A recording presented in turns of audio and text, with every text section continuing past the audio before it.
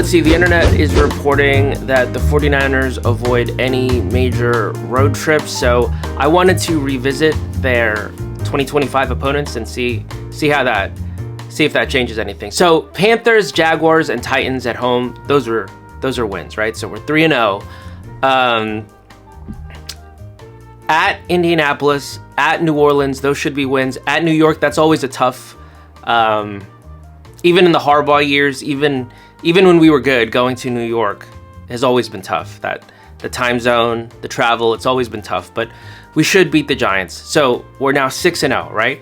6-0. Now the Tampa Bay Buccaneers, they're due.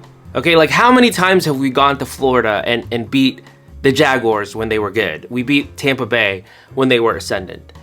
Even last year, we came back and beat them. So I think they're due, and I think we're due for a loss in Florida. So I'm going to count that as a loss. So we're now 6-1. The Texans, ignore the helicopter noise. It's so hot I opened the window. But the Texans, we always lose that kind of game. So I'm going to count that as a loss. We're now 6-2. The Cleveland Browns,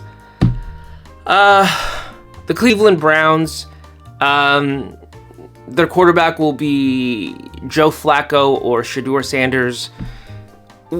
I don't even remember who the quarterback was last time when we lost to them. Remember that? Jake Moody missed a field goal. Brock Purdy threw for 105 yards, and we lost to the Cleveland Browns. No, we're going to beat them this time. So we're now 7-2. And then the Falcons at home, Bears at home. Again, it depends on the schedule, but I'm going to count those as wins. So that puts us at 9-2, and then in the division is so tough. I think we go 3-3 in the division. So that would put us at 12-5, which is probably fighting for the number 1 or number 2 seed, right? But then you have to factor in the injuries. George Kittle's going to get injured. Trent Williams, if he doesn't retire or get traded, he's definitely going to get injured. Juwan Jennings, my favorite player, Juwan Jennings, he always misses a game or two. Nick Bosa is going to get injured for sure. And Brock Purdy's small and he runs around a lot. He'll probably miss a couple of games. Mac Jones will probably get a couple of starts. So you factor all these things in, you factor in all the injuries, that's 3 or 4 losses minimum. So I would say 8 or 9 wins. I would say we go 8-9, 9-8, 9-8, somewhere in that vicinity. Tradwife? Tradwives? Let's talk about Tradwives real quick. I guess there's a little bit of a feud in right-wing media right now. Megyn Kelly, who made this post about Tradwives that really pissed off Matt Walsh. What's just happening on the right? Young women, I talk to young conservative women all the time about their lives and their goals and, the things that they want. And what's happening is they can't find men who are maybe more conservative. Usually they're looking for somebody who is religious, a lot of conservative women tend to be God-loving. I think I would like somebody who's a little bit religious, but not so religious that we have to go to church on Sundays. Because as a kid, I used to have to go to Sunday school, not just church, but Sunday school. And I would always miss like the 49er games or the NBA games that they used to have on Sundays. So I want someone who's kind of religious, but not so religious that we have to go to church. A lot of conservative women tend to be God-loving conservatives. I remember, I don't know about your church, but at my church, they would serve like the bread instead of like, the Catholics. I also used to go to but in the Catholic, they give you the circles, right? At my church, they used to give us like bread and water. And I'd be like starving, dude. I'd be like, come on, let's go. Give me the goddamn bread. That. Why would we take somebody who's talented in this field and really wants to make a difference and have the messaging to her be, you're really not that valuable unless you give it up and go into the home and only have a family and only raise a family. And not only are we sending her that message, but young men are actually believing that. They're actually believing, especially on the right, because like the trad mom has gotten so popular and they can't find a lot of young men who want to marry a working woman now. This is an actual problem that's coming up on the right.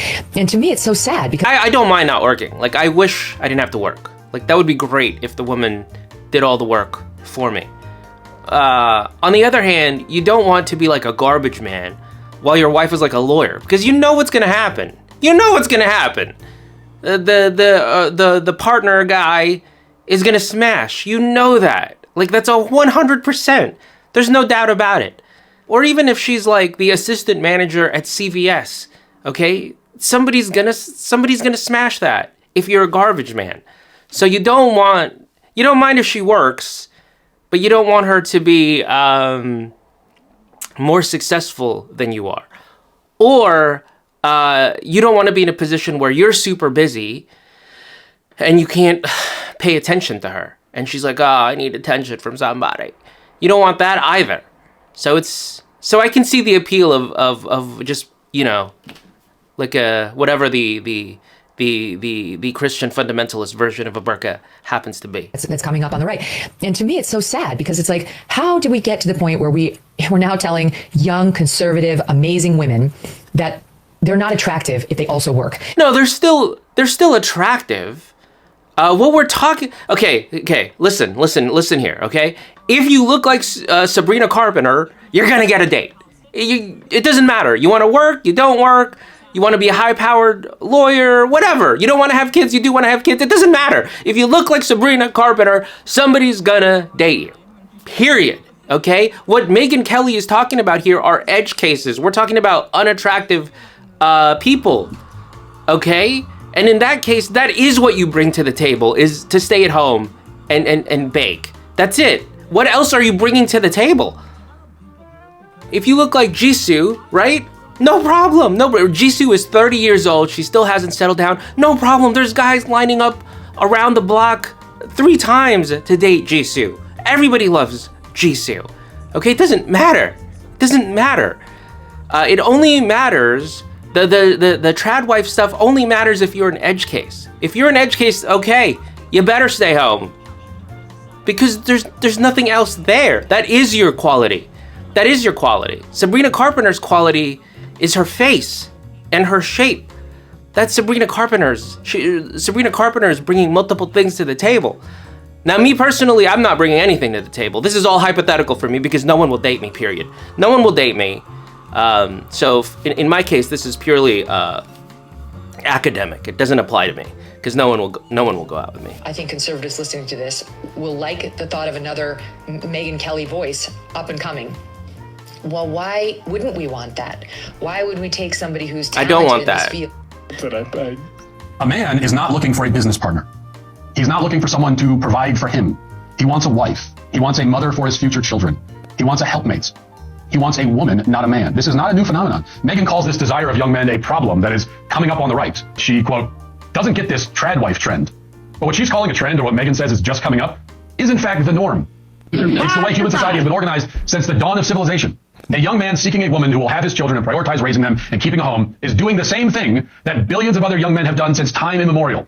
This traditional approach is not some new fad invented by TikTok influencers, nor is it a far-right conspiracy. It is the way of human civilization. These young men, they want what their grandfathers wanted, and what their grandfathers' grandfathers wanted, and what their grandfathers' grandfathers' grandfathers wanted, and on and on through the ages. The trend, the fad, the new thing, Megyn, is feminism. No, wait a minute. They're both wrong. Megyn Kelly is wrong that this is a new thing. It's not a new thing. And this guy, Matt Walsh, is wrong that it's...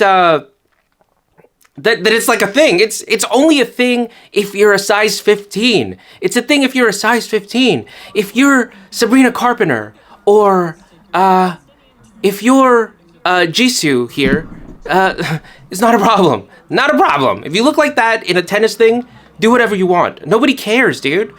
Go be a high priced lawyer. Who cares? Nobody cares if you're that hot.